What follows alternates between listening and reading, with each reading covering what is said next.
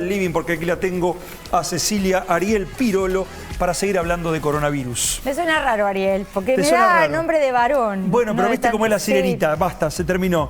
Habla con Walt Disney. Hablo con Disney, entonces es así. Bueno, si bien el coronavirus nos afecta a todos, estadísticamente en el mundo son más los hombres que han fallecido que las mujeres, y esto puede obedecer a diversas teorías.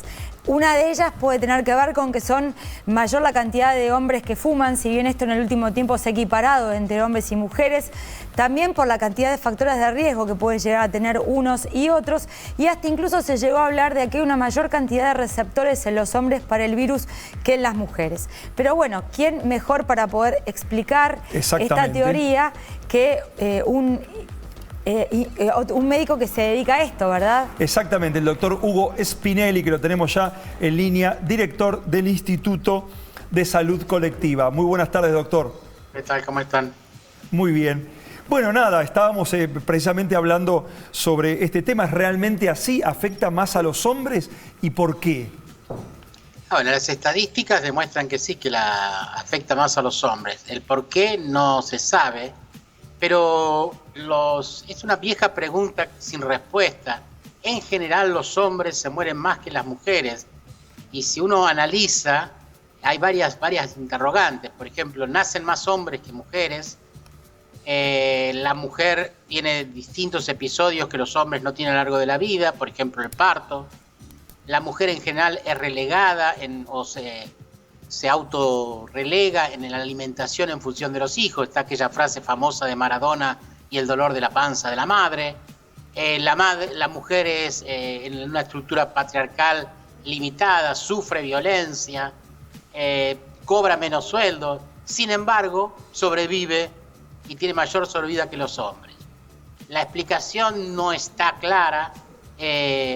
Algunos están planteando cuestiones genéticas. Nosotros, por formación desde el instituto, pensamos más en términos sociales sin descartar la genética, pero no pensemos que esto es un fenómeno del coronavirus. Es un fenómeno de las formas de enfermar y de morir que tienen las personas, y las mujeres aparecen como que sobreviven más que los hombres, en la vida misma. Y puntualmente con esto del coronavirus, usted también sabe que se está diciendo que hay una mayor cantidad de receptores del virus en los hombres que en las mujeres. ¿Esto puede llegar a ser así?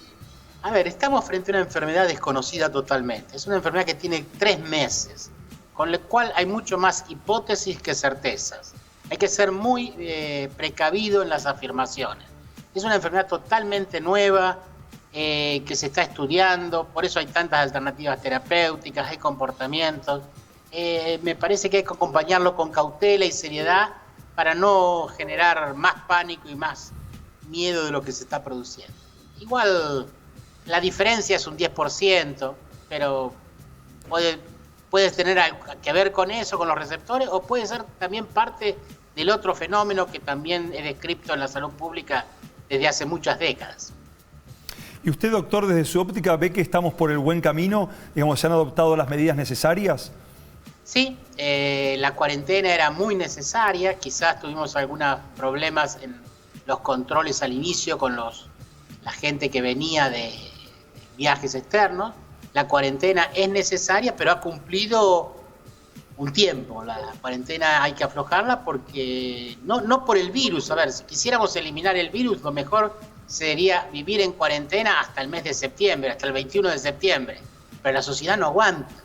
O sea, hay distintos fenómenos que acompañan la vida. La sociedad no puede limitarse a pensarse en función del coronavirus solamente.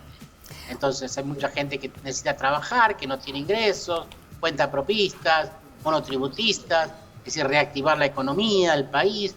Es decir, hay que abrir la cuarentena sin olvidarse de los principios básicos, que son los de aislamiento social, distancia social, lavado de las manos, impedir las concentraciones de más de 50 personas, es decir, apelar a la responsabilidad individual, porque el Estado puede decir estas cosas, pero si nosotros como ciudadanos no las cumplimos, entramos en una contradicción.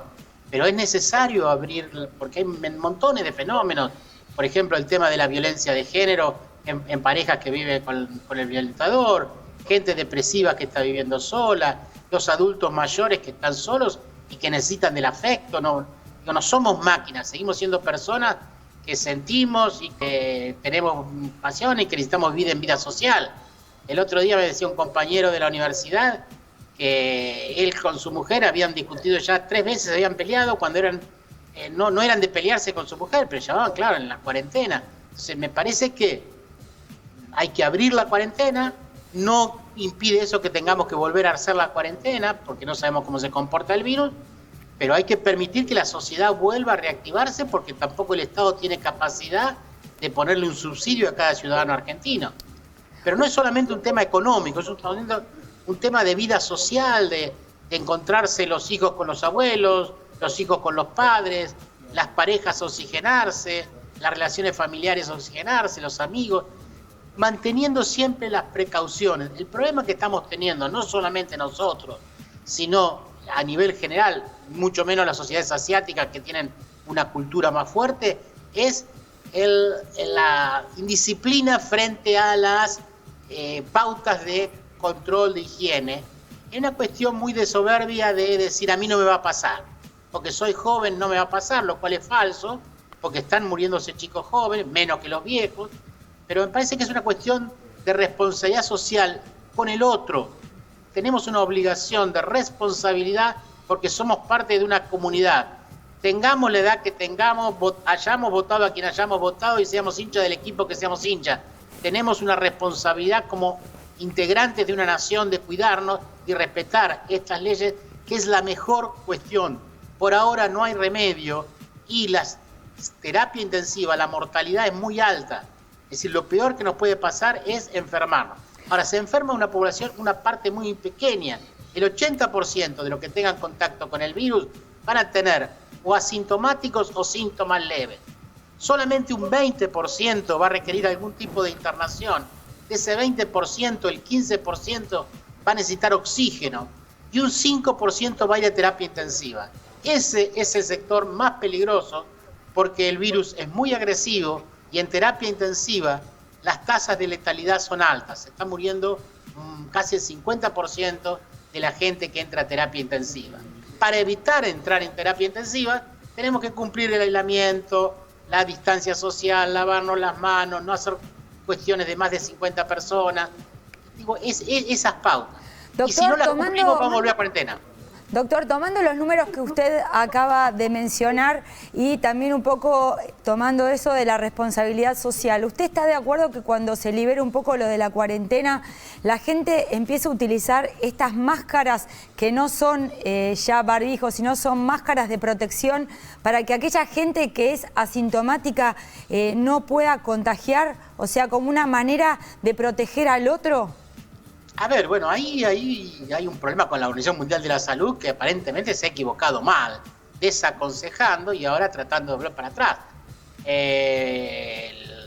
Aparentemente hay que usar barbijos, eso es una falta de responsabilidad de la Organización Mundial de Salud que salió a decir que no. Asia los está usando y si uno lo razona, sí. El problema es que hoy no se consiguen barbijos, entonces vamos a tener que usar alguna cuestión que proteja nariz y boca con un trapo y un papel húmedo y en lo preferible usar lentes. Esas máscaras también pueden ser. Lo que pasa es que esas máscaras han tomado una autonomía muy creativa, muy argentina y hay distintos tipos de máscaras, así que no, lo ideal hubiese sido que esas máscaras hubiesen sido controladas y eso, pero ya es tarde. Creo que hay que hacer un fuerte reclamo a la Organización Mundial de la Salud porque hizo una afirmación. Y una vez más la Organización Mundial de la Salud vuelve a confundirse como, entre comillas, como se confundió con la gripe porcina o con sus políticas de azúcar y bebidas gaseosas. Creo que el tema del aconsejar o desaconsejar el uso de barbijos o de máscara de protección tenía más que ver con que una cosa era evitar el contagio y otra cosa era proteger al otro de un posible portador asintomático. Me parece que tiene más que ver con eso. Digo, ese era el discurso que había, pero no es así. Los asiáticos están diciendo que hicieron lo contrario y les fue mucho mejor.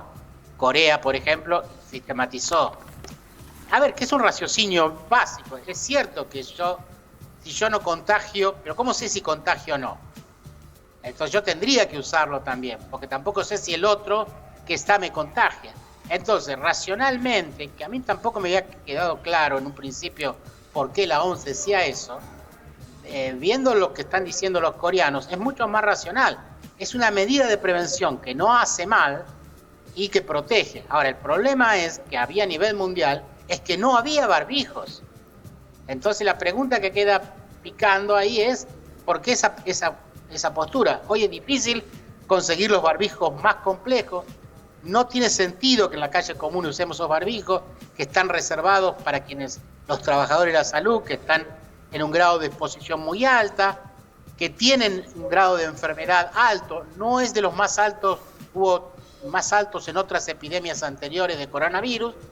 Hay que dejárselos para ellos, pero quienes transitamos en la calle por distintas cuestiones, podemos usar alguna de esas máscaras o alguna cuestión que se haga con un trapo al pañuelo tapando nariz y boca y usando lentes.